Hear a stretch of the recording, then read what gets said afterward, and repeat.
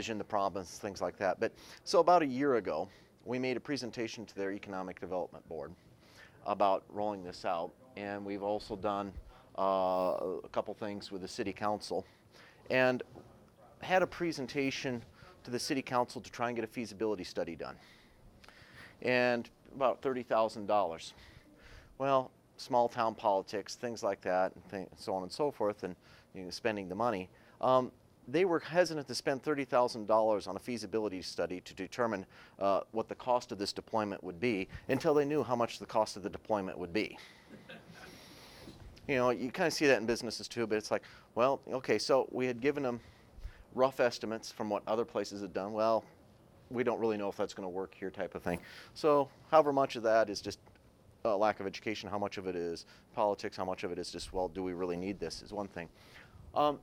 But in our own group, even though we don't have the feasibility study, we're kind of doing that on our own. And the question is, how much is this really going to cost, or what's the rough ballpark that we can get? So that's the problem we have. If we're looking at deploying this, and we're telling people we're going to be looking at this, this, this, and this for our costs, how close are we? So those are some of the questions we have to answer. So the problem is, we're trying to deploy this. How much is it really going to cost? And how long is it? What's it going to do, and so forth? So other questions we have, how realistic should the answers be? Well, for budgetary purposes, feasibility studies and so forth, we want it close, but maybe 75, 80% of reality of the real thing, because we're just trying to get people to sign in on it. So, there's going to be some leeway on it. What should our conceptual world model look like? In other words, how do we want to envision this? Do we want every premise? Do we want all residences? How far outside of the city do we want to go? Do we want to stay in the city? Do we want to add this organization or this town or this? Do we want to go out to the rural areas? So we have the real world, and we have a vision of what we'd like. And so that's what the conceptual world is. What should our vision really kind of focus on? Where can we get the data to develop our model? And in Iowa, and I'll get to this in a little bit, I'll skip this for right now and just touch on it a bit. And then the final thing is, what tools can we use to determine not only to model this world, but to run some simulations against it and get some ideas? And so, when we start talking about data, Iowa has had, county assessors have done a pretty good job over the past decade or so about putting their the property data online. Address, sale, value, and things like that. So they do that they've had a pretty good track record. They've kind of moved into more of a central organization type thing. I don't know if it's a third party or somewhat in the state, but some of them still do it on their own. Some will use a third party. So luckily I was able to pull down for this particular county the data for all the premises, agricultural, residential, commercial. And it also, so it's every premise, and not only in the county, but in the municipality. So I can basically parse that, get it out there, and pop it into a database for here's the premise and the street address and so forth. Kind of manipulate that in a little table that I've created, so it's nothing huge. The other thing we used, or that I used, is U.S. Census Tiger data. This is just a wealth of information right here because you can do a lot of things with it, but I'm really more concerned with like the edges table from that. And what the Census Tiger data is, it divides all the streets in the U.S., or as many of them as you can get, into segments. So you have street segments, some are long, some are short, and you can take those segments and you can geolocate them. So if you tie these things together, you can start getting not only the street, but the premise on the street. And that's kind of how I started developing the models. Kind of, we need to merge these two together, and then I can start getting a node graph with a connection. Because that's basically all this does, is it creates a node graph. The premises are the nodes. The Tiger data, to some extent, is not complete with the nodes, and I'll get into that in a minute, is more the connectors, the node connectors between them. So modeling the world. When we're looking at doing fiber to the premise, we have to ask ourselves, what architecture do we want to use? Do you want to use active Ethernet or point-to-point? Do you want to use passive over Ethernet, passive optical networking, which is kind of like original Ethernet, hub-based Ethernet? It's shared, it's not switched. The other question is, do you want to do a pure home run? In other words, do we want to go from premise A to a central hub somewhere in the town, from every premise to that central hub? Well, that's going to get expensive. Do we want to do kind of like a regional fiber distribution hub supporting point-to-point active fiber? And sometimes the hubs I've looked at, you can probably get up to 144, but they're older, so I think you can get some newer ones, and you might be able to do that. And the question is, what's the cost of, not so much the cost, but the length differences between that. And the other question I brought up earlier is, where does our conceptual world end? Where's our border at? You know, do we want to just stay in here? Do you want to go out? And so forth.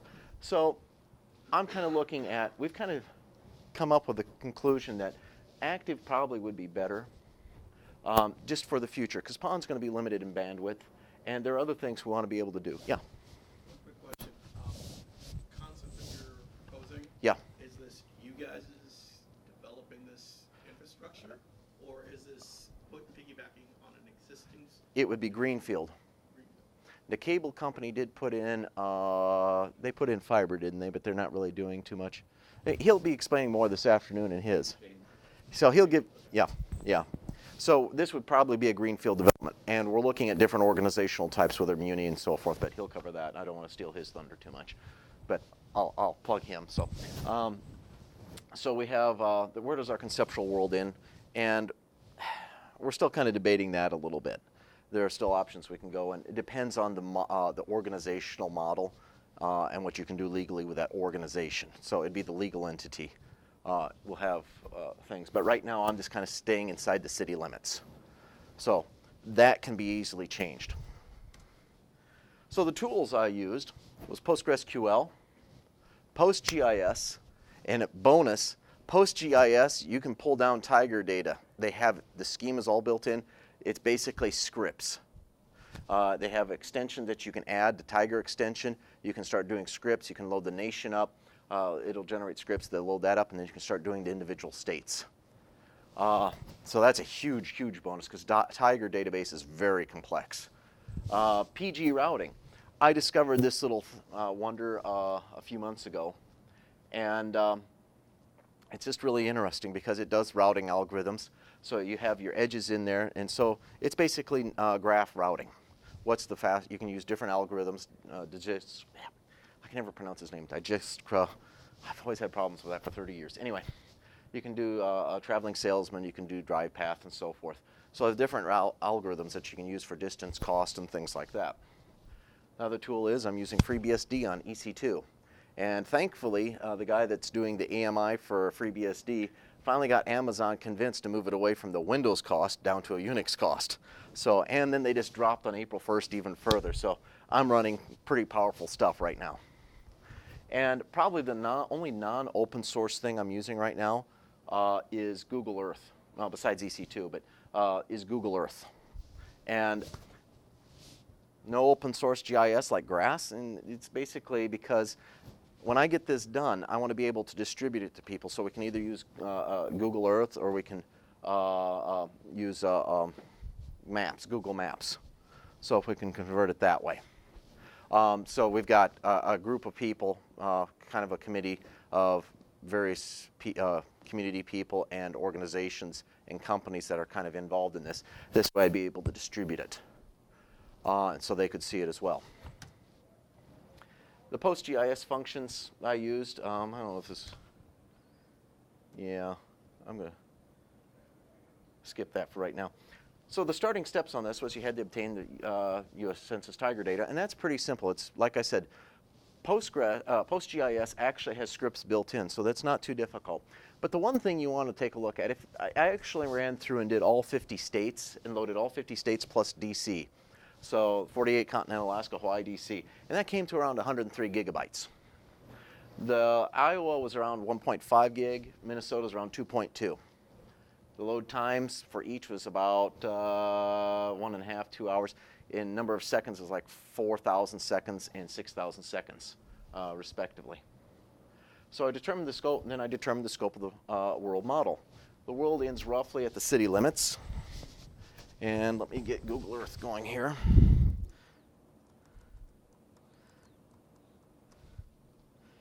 And let's see here. And I'll be able to show you some of that stuff. So the world ends roughly at city limits. I kind of overlapped the city limits a little bit because there were some premises there. I wanted to make certain the routes got in okay.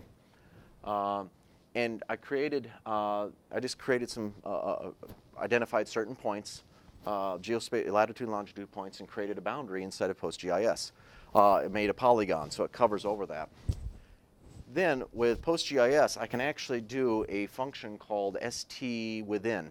So I can take a geometry of a premise or a street segment or whatever, and go against the boundary that I've defined there, the polygon, and anything that's within that is selected. So I took it out of Tiger Edges and dumped it into, under PostgreSQL, I basically cloned that table, indexes and everything, and basically dumped it into that. So basically I have a smaller subset of the edges table of the things that I need. And let me see if, I don't know, did Google Earth come up? There it is. Oh, wonderful. How are they going to do it? Yeah, it's coming up here. So, and then there's the assessor data. So I pulled down the assessor data from their website, and I did some ETL on it, basically created a corn shell script, basically extracted the data, loaded it into another table that I created. Fairly simple, basically took the full street address and then parsed it out to the street number, the street name, yada, yada, yada, a couple other fields, like an ignore and something like that. There's a couple there that this has been sort of a hack over the past few months, so there's some things that aren't quite right. But let me go down here and show you. Yeah. And we'll just zoom in here. So when you create the boundary, this is essentially what I did. And let me get this straight up and try and get a better God's eye view.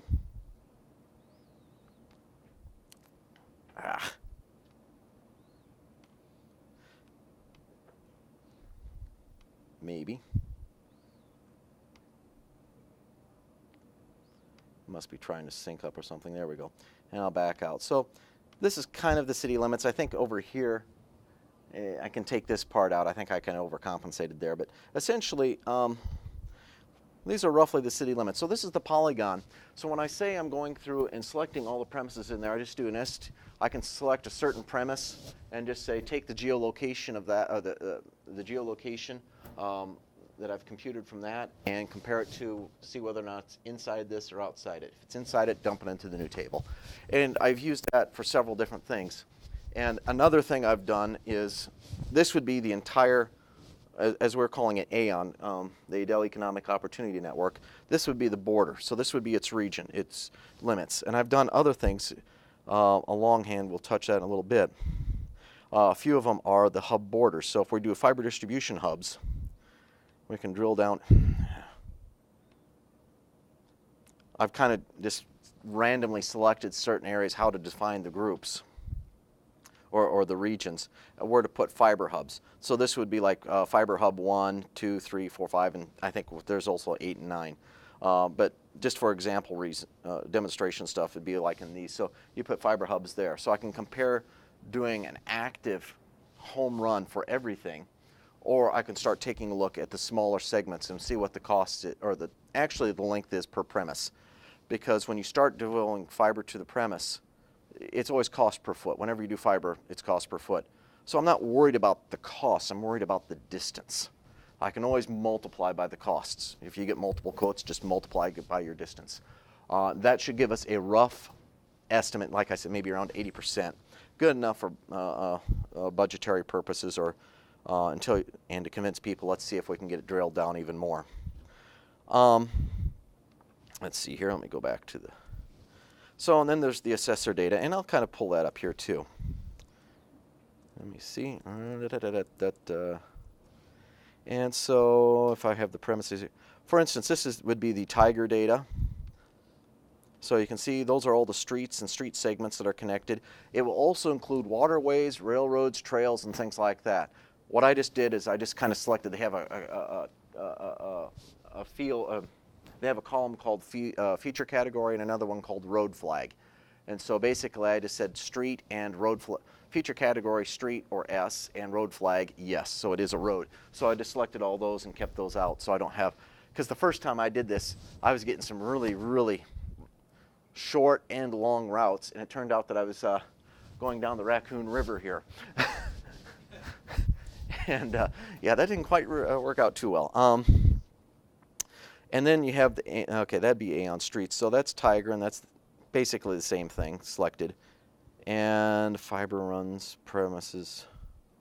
I thought I had the fiber runs in there, but the premises would be kind of like this down here. I don't have all the premises, I don't think. I think I forgot to pull that down and put that in there. But so you have like this would be like fiber runs for region 1. So these would be the connections to from the premise to the Tiger streets. And we'll touch that here in a second. I don't think that would be more of the fiber runs too, and I don't have the premises, I don't think, boundary points. Yeah. So anyway, we'll touch on those a little bit more. So you have the assessor data. So now we're ready to model, right?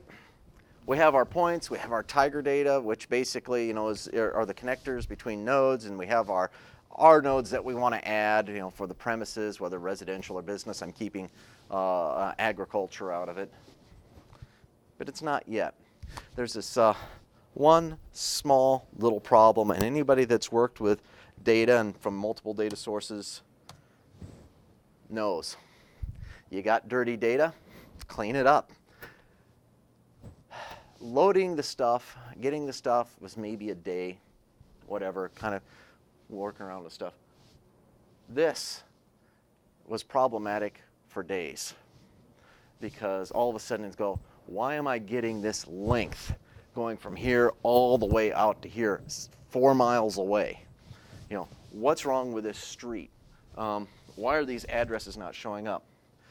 So there are misplaced addresses.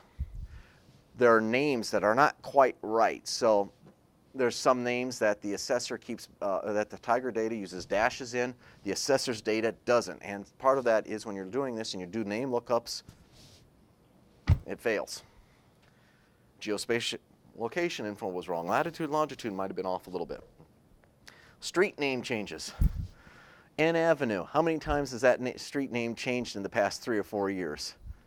I mean, it went from like a highway to N Avenue, now it's Nalkinnick Drive or something like that. Anybody here Gopher fans that go down and see them play Iowa at all at Iowa State? When they go down to Iowa, or not Iowa State, but in Iowa City, but when they go down to Iowa City, they play in Kinnick Stadium. Kinnick Drive, he came from this thing, so they changed it for one of their favorite sons. So the street name kept changing 2 or 3 times, and there have been others that have been changed. There's one street where it was Highway 6, then it became Old Highway 6, now it's Green Street, but they're still using Highway 6 addresses, Old Highway 6 addresses, and Green Street addresses all in the same. So one house is Old Highway 6, the other, and the house across the road or right next to it is Green Street. So you have to figure out what you want to do to make a common vision on that. And so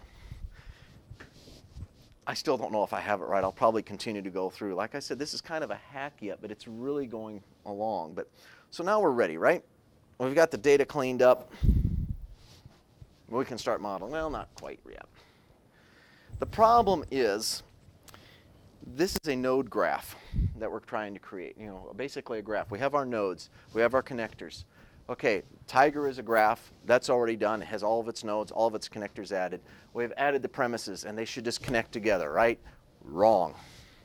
They don't actually connect. You actually have to make the connectors yourself. And it's no easy task. I sat down, worked on an algorithm, and in a shell script, put it together. And eventually, I'll probably convert this to Python or something, but I just want something to go relatively easy. There's no connections between the premises and the rest of the graph. The premises are just points there, and they're just out in space. There's no connection. So when you try and do routing on them, You can't do routing. You go from them to something else, they just sit there and go, there's nothing here. When you go from someplace else on the graph to them, it just bombs out. There's no route to it. So what I did was I took on PostGIS and created my own nodes, my own connectors to the graph. And I used like ST closest point. I created from the premise to the node, to the graph, tiger graph, the closest point. I discovered the closest point on that graph, on that connector, and then I took it and created its own connector between two. But it still doesn't make it a routing node. It's still kind of be in the routing table if you put it in that segment. Because the first thing I did was I just kind of took that segment and can have points there, and I said, okay, well, let's just find out where this point, the closest point sits and where this connector will go, and we'll just shove it in there. We'll just kind of, is it between these numbers or this point and this point? Okay, well, that's where we shove it. We'll just go there and we're good, right? Wrong. Because it's still not a node. It's just a point on there. It might show up in your routing, but you can't actually access it because it's like a router or a switch, more like a router. How do you get from this point to this point? Well, you should just go through here, right? That's logical. Well, it doesn't know it's a router. It just knows it's a node. You can't get to it. So it's time to make a second fiber run network that overlays the original one, the tiger graph. You still use the tiger as the primary nodes, but you can overlay it. So you can have, say, a tiger node, and it has its street and goes out that way. So what you do is just kind of overlay that and add one. So your fiber run node will just sit on top of that and go over top and connect to your premise. And subway maps, if anybody's seen that, where you see the expresses. So if we kind of go, where was the one I was looking at? Like here, kind of start there. But these two don't actually stop here. They just kind of continue. So this could be your street graph or your tiger node and connector. And these could be your premise connections. So you just kind of start at the same point and just kind of overlay. So that's kind of where I came up with the concept. They all use the same end nodes, and they're all connected that way, but you just add the new nodes along the way. So now we are ready. We've got our data. We have an initial node initial graph. We have our premises. Our premises have been cleaned up. The data's been cleaned up.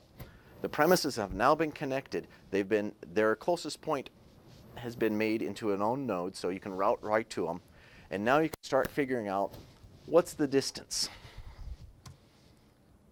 And that's where PG routing comes in. Because the first time I was kind of looking around at this stuff going, how do we actually do this? Am I going to have to make this all my own? And, well, PG routing, pgrouting.org, you take the underscore out. Really, really handy thing. It's an extension for geospatial routing. And you don't have to use it for geospatial. You can probably use it for other things too. If you're using a circuit diagram, you can probably figure out kind of like a geometry or geography of a board. You can probably figure out how you want things routed there. Implements several algorithms and can be extended by the user. So if you have a new algorithm you want to use, you can develop it and put it in. We'll use the what's his name's algorithm. Yeah, Dijkstra. I've never been able to pronounce that thing. And the edge table does need 2 extra integer columns, source and target. And then you do and basically you'll put each node as either a source or a target. So you go from here to here. Self-explanatory. Then you kind of set it up with the PG topology, underscore topology, and that will go through and create the source and target linkages and create the routing between that. On the edge table, that I created everything out it takes about 30 seconds and it creates about 5,000 nodes, 30 seconds to a minute. It's not really that long. If you're doing something larger like the entire state, it'll take several minutes. I stopped the entire nation after like 6 hours. And I think I was getting close to bombing out on memory too. So it will actually probably double. It doubled the size of the edge table that I'm using, the small inside my boundaries. So the small edge table that I'm using, it doubled the size from like maybe not double, but close to it, maybe 80%, from like 1.5 to like 2.4, something like that, 2.5, somewhere around there. But it added at least close to another gig. So now the question is, man, I'm moving pretty quick. What is this about? About 20 minutes. So now we can start simulating our options. remember, we go back to the questions of, we have questions to answer. The most important thing is, what's the distance? Because if we have the distance, the length of these routes, we can just plug numbers in. We don't care. I mean, you got a contractor or consultant. Okay, just give me your numbers for per foot, and I'll just multiply it. So we'll put it in. So we'll start doing some simulation of our numbers. What's the average length of pure home run? In other words, I have a premise, and I've kind of arbitrarily selected one location.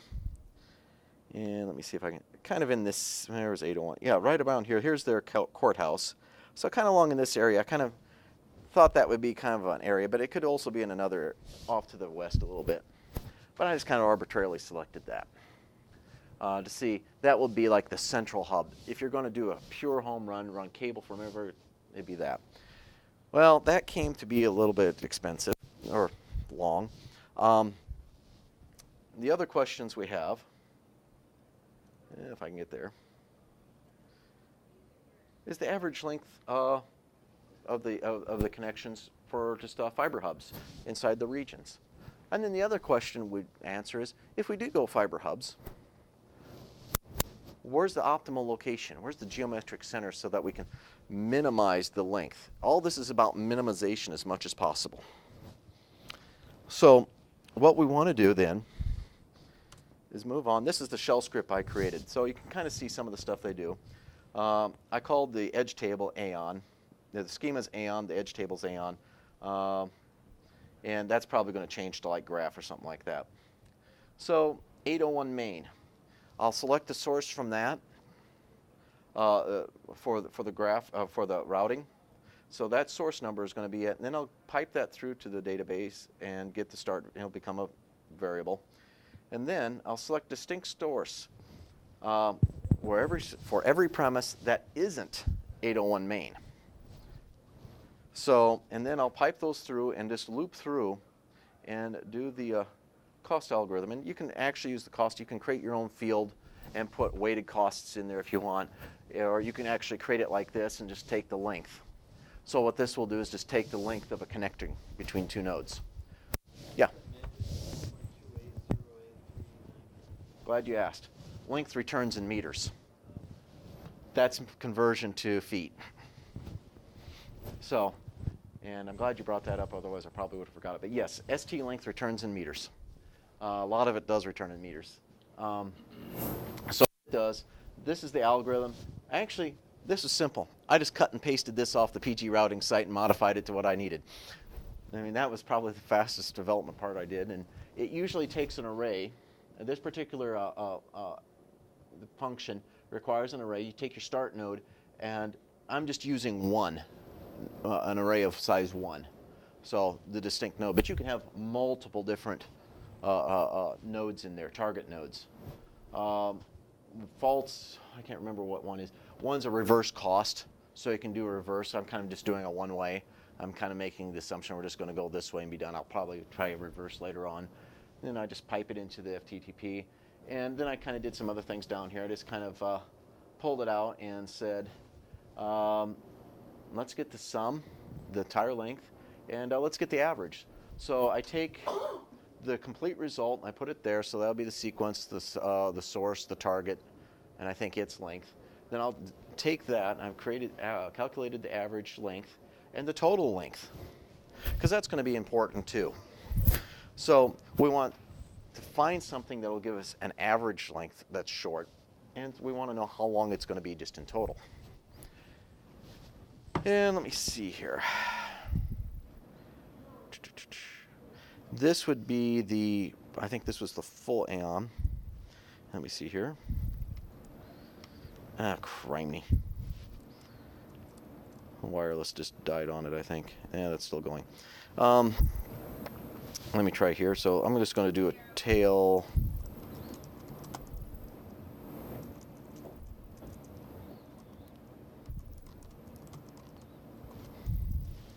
So, can you see that? Well, let's kind of pull that up here. So, yeah. No. Okay. well, let me just, there we go. So one of the things we also need to do is we need to select that it's an actual premise that we're computing on. And I don't know how well you guys can see it back here, but right here would be my starting point. That would be like the 801 main. These are all the target nodes. Now, what it normally does is it creates a huge list of your routes, of each node that it touches, or each target that it touches along, or each premise, so you can actually make a map. And you can export this into KML. And we'll touch upon that in a second as well. You can export this into KML and load it up, and you can see your route. So that's great, but I don't want that. I just want these numbers for right now. So that's the source, that's the target that's hitting. That's the total length between these two. This is the average length. So all of these, this would be the average length of all the routes. So as you can see, I think it started out initially around 6,000 feet, around 4,400 feet. I don't have all the premises in there yet. I'm still kind of doing some data cleanup on it. And this would be the total length. So we're talking about 7 million feet, roughly. And, huh? 7 million project, yeah. It's, when you start looking at that size, I don't know if it's average or not for that. Huh? I don't think that it'd be uncalled for. I mean, Yeah. that sounds Kind of. reasonable. Yeah, it does to me too. I mean, but it's, I'm not certain, but it doesn't sound that bad. So you're talking maybe $7 million. This would, and it doesn't include all the premises. There's still some that are further out, a business park that they're looking at maybe coming in. So that would probably increase the distance quite a bit. Then there's another one. Let me see here, where am I at on my... The next one I did is, let's take a look at the regions. Let's see, is this the regional one? Yeah, so the top one is the hub. So I'm going to select the geometry from the border table, and where the name is like hub whatever. And I get that geometry. So what I'm doing is getting that polygon so I can do an ST within. And I think that, yeah, and right there it is in the second line. So I want to select the source where the feature category is a premise. So endpoint premise where it connects. And ST, and it's within that border. So all the premises within that, I'll just call it region, that fiber hub region, in order by source, so I can actually tell where you're at. Any other questions, by the way? Okay. And then we'll just kind of go through and loop and get that out. Kind of do the same thing towards the end. So let's take a look. You know, when we looked at, where am I at here? So we ended up with about 4,472 feet on average. So let me get here. I can't remember what I called it. Yeah. That's hub one. I'll just use the hub one best location because that's going to answer two questions at once. So the best location, yeah, actually, yeah, I'm going to have to get this. So the best location will actually give you, this goes basically and selects each premise. And says if I put the hub here, how far is the average from everything else? So it's kind of the location of the hub, but it will also kind of provide us with an answer of how much difference is there between going all the way to a central hub and doing these fibers. And this is not really this is like for each particular premise that it's doing the average on, but you can still see you're talking 1,100 feet. Let me see if we can get down to find out how much it actually is. Should have put this in a spreadsheet, but yeah, I think this one right here is, you see one there probably about, oh, there's another one. 152,000 square feet, so 1110. Let me see if I can pull that up there. And did I just lose it? Oh, 1,100. So that's pretty close. There might be others around, but we'll just kind of go with that for right now. So we have that, and we have from 4,400 square feet, or 4,400 feet, down to about 1,000. So we've saved 75% of our distance, 75% of our cost. So if we're at $6 million, let's, we're looking at about $2 million or less. But now that's just for, like, say, You know, and I have looked at like conduit and fiber costs. You know, online Alibaba's kind of great for that. Comes from China anyway, so just look there. And you know, I kind of look at $1.25 for materials, and so we'd be looking at around $2 to $3 million for this, somewhere in that ballpark. Versus, you know, whatever a quarter on top of that is would be, you know, 7, 8 million. So we'd be saving a good chunk of money.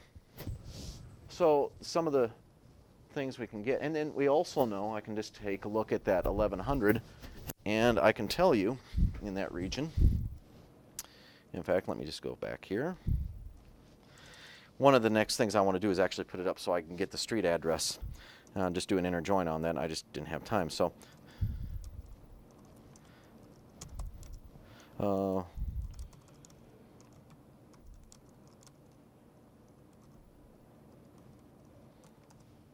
and that comes to 1506. That's where I thought it was. So 1506 would be south. What was that? 14th, wasn't it? Yeah.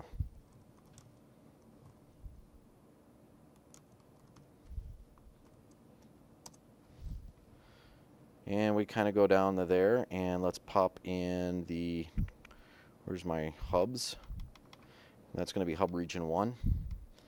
So we pulled, and I'm going to take the premises out because that just kind of makes it a little dirty, and the fiber runs. So we can see the fiber runs down there.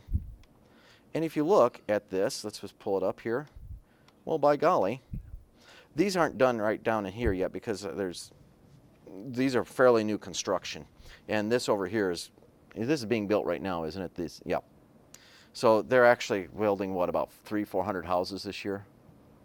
The Dallas County is what, about the 4th, 5th largest or fastest growing county in the nation. So, but anyway, so you can see it's kind of in the geometric. So yeah. Is your assumption that all of this is going to be buried and none of it's going to be underground? All of it, I think right now our assumption is all of it's going to be buried in conduit. We get ice storms. You know, we're not that, and we probably get more ice storms than the Twin Cities because we're kind of on that border line where you go down into Missouri, we're like 80 miles, and they get it worse. But yeah, go ahead. Both you guys, what you've been running are just the numbers for the cable. Yes, not the labor, Not labor. not equipment. Point termination points. Nope, not yet. No. Because I'm like, I know here in Minneapolis, we've got fiber to the pet. Yep. You know, it should constantly be throughout the whole of the United States. Mm-hmm. If you've got a cable company in your municipality, you've got fiber to the pet. Yep. Because that's what they were mandated to do. Mm-hmm. So running fiber to the house is just from that pet point to the premise. Yep. And then terminating on the outside of the house or the inside of the house, depending on what your city decides to do. Mm-hmm. So the question for me, or the way that I look at it is, are you guys taking into consideration when you put to your city council, are you bringing in the numbers on how much it would cost for termination, how much it would cost to finish out these Yes, things? I mean that would be part of it. I mean, right now what we're trying to do is just give rough budgetary numbers. This right now is just saying, this is going to be your biggest expense, one of your biggest expenses. So this is kind of what we want to see what the layout is, how many feet it is, so we can start plugging in numbers for that. And yeah. I see an error in your judgment about how much it's going to cost. Yeah, and I know that. Those Oh, I know. runs are already there. So that shouldn't, you know, they're not? Not for our place. Okay. Old You- copper, 1970s. Yeah, well, the cable companies put it in, but Mediacom is extremely unreliable. Okay. Extremely unreliable. I mean, it's like you can be out for days. To give you an example, I don't have it. I had it a few years ago. I had an outage, and it was always like the unplug. One day I got a senior network engineer on the phone, and I have an outage. And I'm going, I don't see why you guys just can't tell me there's an outage. And he said, you know, why do I have to call up? And he said, well, here's what happens. We know there's an outage. We want you to call as many people as you can because that's how we know there's an outage. We don't have any monitoring on here. But that depends on state. Yeah, it depends on state. Depends on state, depends on got Yep. Comcast. Yep. Used to work for AT&T before they were Comcast. And, Yep. was kept on for a little time afterwards. Yep. The aspect here in our city Mhm. is the fact that when these outages happen, they're just like any other large company. Mhm. The only time that they start actually reacting is when there's a large enough amount of people out. Yep. And then it's because it becomes an issue with the Attorney General. Yep. And they can be Yep. sued. Yep. The aspect, if you get, it doesn't matter who's running the house, Mhm. it's always going to be an issue. Yep. Because It will be. as consumers, we have to be aware of, when something like that happens, what is it that we can actually do? Yep. And getting back to your project Yep. and how it worked, how it's working out. Yep. So the numbers that you come up with, the numbers that you Yeah, produce. and these are just, like I said, this is just for the rough material costs. We'll get into the more details later. What we're trying to do is we're not trying to do an actual feasibility study. What we're trying to do is get enough evidence both for our internal committee and for others that may have it that say, this is a rough idea. When we get the actual feasibility and engineering studies done, we'll know, for instance, all down to the detail. So he was back there. So this, just to clarify, this is a municipal system that you're looking at Maybe. as opposed to using the existing cable company? Yes. Or something like that? Yes. That's what Part of you this is found. economic development. He can tell you later on what MediaCom has told him about if you have a business come in, how much they'll charge you. So, go ahead. Have you done anything to figure out how good a fit your model is with the real world? For length, yes. I know the links between certain nodes are pretty much the same. They might be off a little bit, but not horribly. So, like I said, what we're trying to do is just get a rough idea, maybe 80%, 90%, somewhere in that range, just so we can go back and say, listen, all these people that we've talked to, the consultants we've talked to and given us numbers, all these places that have already done this, yeah, and we're telling you this, we've kind of created this little model, and yeah, we're within a range of what they've told us. So we can trust what they're telling us, and we can get an idea of what it'll cost here.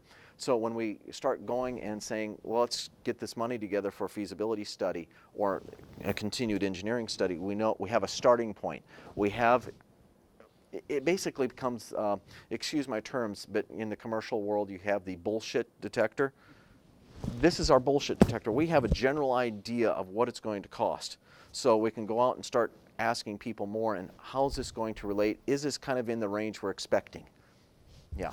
So, and your point's valid. I mean, I know I don't have cement for the pedestals or the hubs. I don't have the hubs. I don't have the core network. I'm not worried about that right now. That's And when you start doing the research for Yep. like your interim hubs, Yep.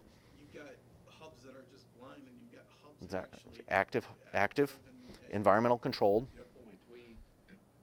We ended up contacting several consultants that do the feasibility studies and gave us a proposal, and they said, when we actually get to the point, if you want an engineering study, we'll walk every street, we'll Yep. map it out, Yep. the GIS stuff. Most Yep. cities don't have GIS already. Yep. And the cool part is with this came really close to the numbers we were hearing as ballpark estimates from the consultants. Yep. So that sort of So, validated that. yeah, I'm not going and saying, okay, let's do bonding on this issue. This isn't it. This, like I said when at the beginning, this is a hack. This is trying to get things together. I'm trying to model the world, simulate it to an extent, and we're going to see how close it comes. I think it comes fairly close. If it's within a certain range, I think we've done a pretty good job. And like anything, even when they do the feasibility study, they say, well, it's not the engineering study. You don't have for like bonding. This is kind of like, for them, this would be like their feasibility study. You do an engineering study, you'd probably get a little bit closer, but you pay more money because it requires more manpower. They'd probably get the latitude and longitude of each premise, probably do their own equivalent of Tiger. They just do everything, figure out where everything would go.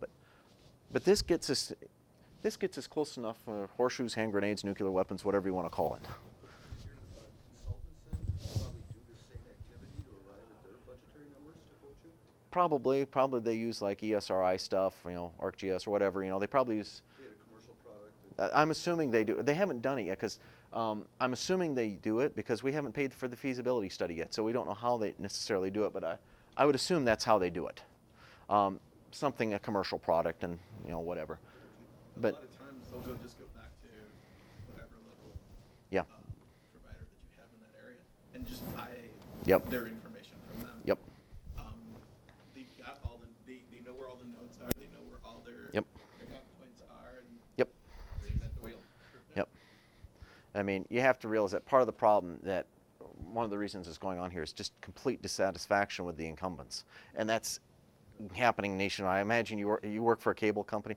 Okay, let me tell you, there's a lot of people very unhappy with the incumbents. the thing is that as consumers, we do not know, or a lot of people don't know that we already paid Yep. for the broadband. Yep. We spent billions of Yep. dollars on these companies to get this Yeah. Oh, rolled out, and they haven't. Didn't happen. Yep, they haven't Yep. produced. yeah. So. I'll talk about a bunch of that in my talk this afternoon. So, yeah, A lot of his probably should have come first, but they somehow put mine on. And we're getting kind of close. Was this over at 10, 30, 50 minutes? Something like that. But I think I'm pretty much done. Let me just see if I have one slide left. But oh,